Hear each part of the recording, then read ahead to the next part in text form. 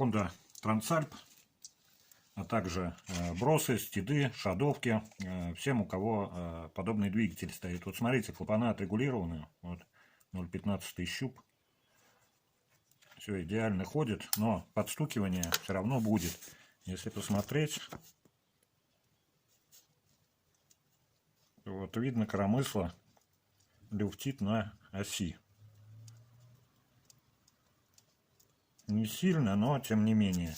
То есть, если после регулировки все равно подстукивает клапана, можно не обращать внимания, до 100 тысяч оси коромысел, в принципе, дохаживают совершенно спокойно. Кроме неприятного звука, ничего больше не происходит.